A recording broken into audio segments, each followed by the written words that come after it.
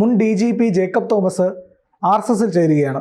ഗണവേഷമൊക്കെ ഇട്ട്, അതായത് RSSന്റെ യൂണിഫോമൊക്കെ ഇട്ട് പഥസഞ്ചലനത്തിൽ പങ്കെടുക്കും ഈ വിജയദശമി ദിനത്തിൽ. നമ്മുടെ മുൻ DGP ആയിരുന്ന TP സെൻകുമാറും ഇതുപോലെ തന്നെയാണ് BJPയിലേക്ക് എത്തി. അന്ന് സർക്കാരുമായിട്ടുള്ള അഭിപ്രായ വ്യത്യാസങ്ങളും നിയമയുദ്ധങ്ങളും ഒക്കെ നടത്തിയിരുന്നു. ജേക്കബ് തോമസ് അതുപോലെ തന്നെയാണ്. ഒരുപാട് സർക്കാർ ദ്രോഹിച്ചു എന്നൊക്കെയാണ് ജേക്കബ് തോമസിൻ്റെ എൻ്റെ പറയുന്നത്. എന്തുകൊണ്ടാണ് പക്ഷേ ഇങ്ങനെ ഈ സർക്കാരുമായിട്ട് പ്രശ്നമുണ്ടാകുന്ന ഉദ്യോഗസ്ഥർ പലരും BJPയിലേക്ക് അല്ലെങ്കിൽ RSSലേക്ക് ചേക്കേറുകയാണ്? ഇത് ഒരു സ്വാഭാവിക പ്രതിഭാസമല്ലല്ലോ, കൃത്യമായിട്ട് നടക്കുന്ന ഒരു കാര്യമല്ലല്ലോ, ഇങ്ങനെ എപ്പോഴും നടക്കുന്നതല്ലല്ലോ. ഇത് ഒരു ഇതിൻ്റെ പിന്നിൽ എന്തായിരിക്കും ഒരു കാരണം?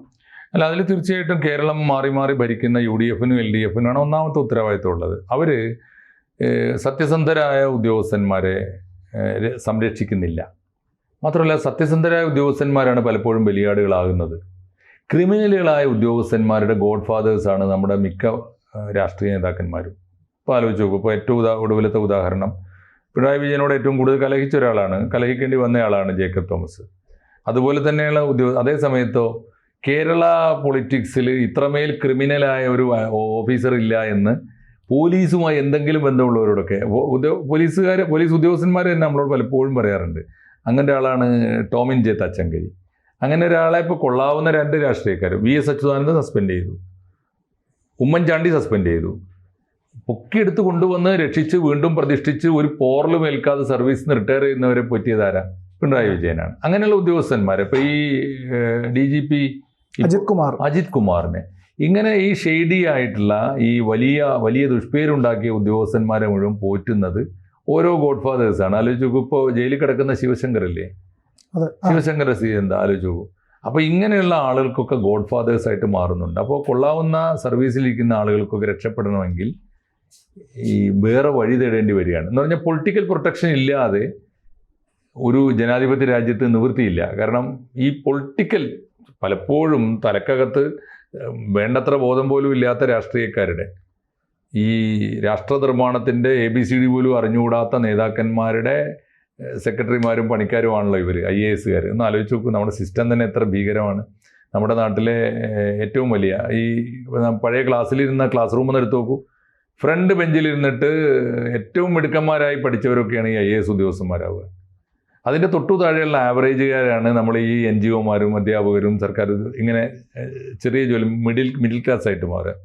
ഏറ്റവും പിന്നിലിരുന്നിട്ട് സകല ഗുണ്ടായുസവും കളിച്ചിട്ട് ഒരിക്കലും ഒരു ക്ലാസ് മാന്യമായി ശ്രദ്ധിച്ചിട്ടില്ലാത്ത സകല അധ്യാപകരെ ഉപദ്രവിച്ചിട്ടുള്ള ഭീകരന്മാരായ രാഷ്ട്രീയക്കാരാണ് ഈ നാട് ഭരിക്കുക. അവരാണ് ഏറ്റവും ടോപ്പിൽ കയറിയിരിക്കുക. ആലോചിച്ച് നോക്കൂ, ഇതാണ് ഇതിൻ്റെ സ്ഥിതി. അങ്ങനെ വരുമ്പോൾ ഇങ്ങനെ സംഭവിച്ചില്ലെങ്കിലേ അത്ഭുതമുള്ളൂ.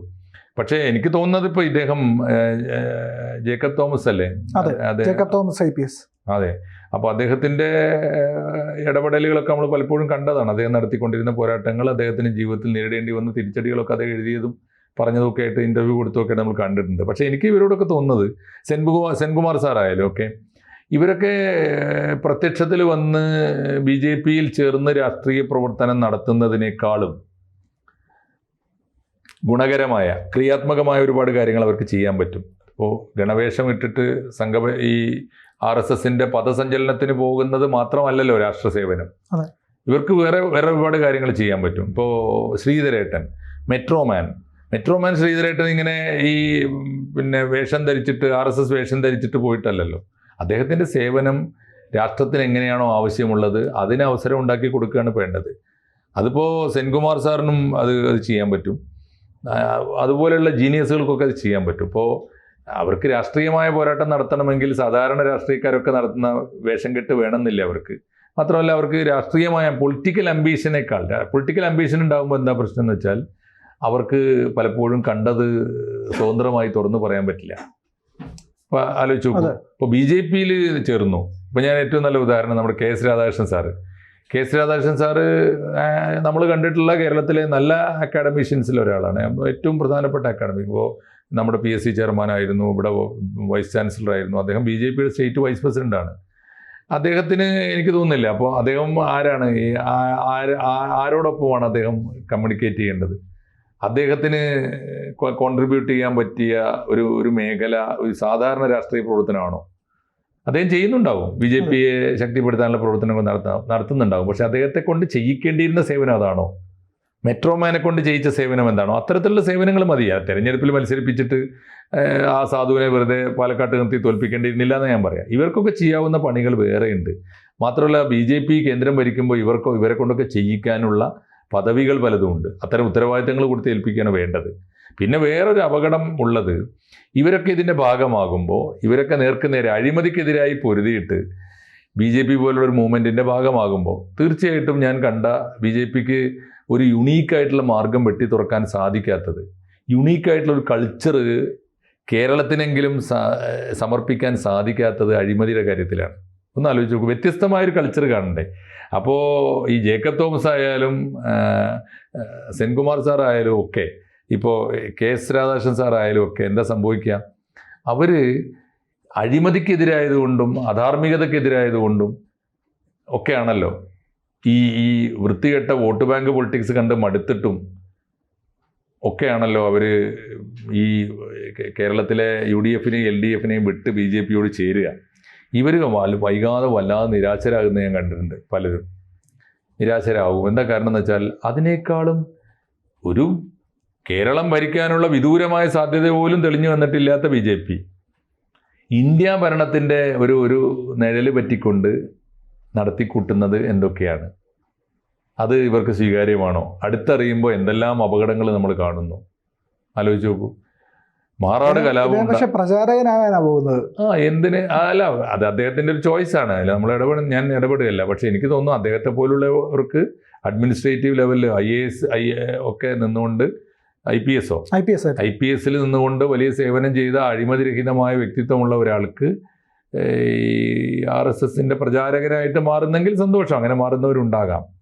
പക്ഷേ പ്രചാരണം എന്നതിലേറെ സേവനം, ജനസേവനം എന്ന രീതിയിൽ RSSൻ്റെ വേഷം അണിഞ്ഞിട്ടുള്ള പ്രവർത്തനങ്ങൾ അല്ലാതെ തന്നെ ധാരാളം കാര്യങ്ങൾ അവർക്ക് ബൗദ്ധികമായി ചെയ്യാനുണ്ട്, അവർക്ക് ആശയതലത്തിൽ ചെയ്യാനുണ്ട്. അതൊക്കെ ചെയ്യുമായിരിക്കും. അത് ആ വേഷം കെട്ടി എന്നുള്ളത് ഒരു അവസരത്തിൽ അദ്ദേഹം ചെയ്തതായിരിക്കാനാണ് സാധ്യത. പക്ഷേ ഇവരൊക്കെ നിരാശരായി പോകുന്നൊരു സന്ദർഭം, എന്തിനെതിരായിട്ടാണോ ഇവർ ചിന്തിച്ചു വന്നത്, എന്താണോ ഇവർ പ്രതീക്ഷിച്ചത്, ആ ഒരു റിട്ടേൺ, ആ ഒരു റിസൾട്ട്, ആ ഒരു ഔട്ട്പുട്ട് BJPയിൽ നിന്ന് കിട്ടാതാകുമ്പോഴാണ്. ഇപ്പോൾ എത്രയോ ഉദാഹരണങ്ങൾ ആലോചിച്ച് നോക്കൂ. എത്ര പ്രശ്നങ്ങളിൽ നമ്മൾ കണ്ടതാണ്. അതൊന്ന്. രണ്ട്, അത് കാണുമ്പോൾ അവർ നിരാശരാകും. BJPയിൽ എവിടെയെങ്കിലും അഴിമതി കണ്ടാൽ ഇവർക്ക് ഉള്ളു പൊള്ളിപ്പോവും. ഒന്ന്. രണ്ടാമത്തെ കാര്യം, ഇവർ ആരിൽ നിന്ന് രക്ഷപ്പെടാനാണോ പോകുന്നത് അവരുമായുള്ള നെക്സസ് സ്വന്തം പാർട്ടിക്കാരുണ്ടാക്കുന്നത് കാണുമ്പോൾ ഞെട്ടിപ്പോവും. അപ്പോൾ ആലോചിച്ച് നോക്കും. ഞാൻ എത്ര സന്ദർഭങ്ങളിൽ ഞാനത് കണ്ടിട്ടുണ്ട്. ഞാൻ പോലും അത് കണ്ടിട്ടുണ്ട്. ഇപ്പോൾ മാധവിക്കുട്ടിയെ ഭീകരമായി ചൂഷണം ചെയ്യുകയും കച്ചവടം ചെയ്യുകയും ഒക്കെ ചെയ്ത സമദാനി എന്ന രാഷ്ട്രീയ നേതാവിൻ്റെ വക്കീലായി പ്രത്യക്ഷപ്പെട്ടത് BJP നേതാവ് ശ്രീധരൻപിള്ളയാണ്. അപ്പോൾ ഇതൊക്കെ കാണുമ്പോൾ ഞെട്ടിപ്പോവും. ഈ നെക്സസ് അതിഭീകരമാണ്. അപ്പോൾ ഈ നമ്മുടെ നാട്ടിനെ എന്തൊക്കെയാണോ നമ്മൾ രാജ്യവിരുദ്ധം എന്ന് കരുതുന്നത്, അതിനെ മുഴുവൻ സംരക്ഷിക്കുന്നവർക്കെതിരായിട്ടാണ് നമ്മൾ വന്നത്. പക്ഷെ അവരെ പോറ്റുന്നവർ ഇപ്പുറത്തും ഉണ്ട് എന്ന് കാണുമ്പോൾ ഉണ്ടാകുന്ന അപകടമുണ്ട്. അതുകൊണ്ട് സംശുദ്ധമായ ഒരു വേറിട്ട മാർഗം, വേറിട്ട വഴി ഇപ്പോഴും BJP കേരളത്തിൽ രൂപപ്പെടുത്തി കൊടുത്തിട്ടില്ല. മാത്രമല്ല, കേരളത്തിൻ്റെ ഒരു സംസ്കാരമുണ്ട്. അത് സംവാദത്തിൻ്റേതാണ്, സ്നേഹത്തിൻ്റേതാണ്, ചേർത്ത് പിടിക്കലിൻ്റെയാണ്. അങ്ങനെയുള്ള സ്നേഹത്തിൻ്റെ മാതൃകയിലൂടെ കേരളീയ മനസ്സ് കീഴടക്കാനുള്ളൊരു മാതൃക ഇനിയും BJPയുടെ ഒരു രീതിശാസ്ത്രത്തിൽ ഉണ്ടായി വന്നിട്ടില്ല. ആ മേഖലയിലൊക്കെ ഇവർക്ക് പലതും ചെയ്യാൻ പറ്റും. അല്ലാതെ നമ്മുടെ വർഗീയത ബാധിച്ച മനസ്സുകളെ കൂടുതൽ വർഗീയമാക്കുകയോ ഈ അകന്നുപോയ മനുഷ്യഹൃദയങ്ങളെ ജാതീയമായും മതപരമായും ഒക്കെ ഭിന്നിക്കുന്ന ഇന്ത്യക്കാരെ അവരെ പിന്നെയും ഭിന്നിപ്പിക്കുകയും മുറിവേൽപ്പിക്കുകയും ചെയ്യല്ലാതെ അവരെ ചേർത്ത് നിർത്താൻ എന്തെങ്കിലും വഴിയുണ്ടോ എന്നൊക്കെ അന്വേഷിക്കുകയാണ് കേരളത്തിൻ്റെ ഒരു മാർഗം. കേരളത്തിൻ്റെ മൂന്നാം മാർഗം എന്ന് പറഞ്ഞാൽ ആ മാർഗമാണ്. ആ മാർഗം സ്വീകരിക്കാൻ ഇവർക്കൊക്കെ വഴിയുണ്ടായിരുന്നു. അതൊക്കെ ചെയ്യുന്നു. അതായിരുന്നു കുറേ കൂടി എളുപ്പം എന്നാണ് എനിക്ക് തോന്നുന്നത്. അതിന് പകരം നവോത്ഥാനത്തിൻ്റെ വഴിയിലുണ്ടായിരുന്നവരൊക്കെ ഇപ്പോൾ കുറേ കൂടി വിഭാഗീയതയുടെ വഴിയിലേക്ക് പോവുകയാണ്. കേരളത്തിൻ്റെ ഒരു സങ്കടമാണ്. ആ കൂട്ടത്തിൽ ഈ ജേക്കബ് തോമസിനെ പോലുള്ള ആളുകൾ കുറച്ചുകൂടി ഗൗരവമായിട്ടൊക്കെ, എന്തായാലും അവരുടെ രാഷ്ട്രീയ നിലപാട് നല്ലതാണ്, അവരുടെ സ്വാതന്ത്ര്യവുമാണ്, അതിലൊന്നും നമ്മൾ ഇടപെടുന്നില്ല. പക്ഷെ അത് കുറേ കൂടി എഫക്റ്റീവായിട്ട് ഇടപെട്ടാൽ നല്ലതാണ്. ഇവർ ചെന്ന് ചേർന്നിരിക്കുന്ന RSSൻ്റെയും BJPയുടെയും വഴി കേരളത്തിൽ കുറേ കൂടി സുഗമമാക്കുക, കുറേ കൂടി ആശയ വ്യക്തതയുള്ളതാക്കുക, കുറേ കൂടി വേറിട്ടതാക്കുക, കുറേ കൂടി സംശുദ്ധമാക്കുക. കുറെ കൂടി ആശയപരമാക്കുക, അങ്ങനെ മാറ്റാൻ കഴിഞ്ഞ കുറെ കൂടി കൃത്യമായി പറഞ്ഞാൽ കുറെ കൂടി ആത്മീയമാക്കുക. അതിനൊക്കെ സാധിച്ചാൽ നല്ലതാണ്.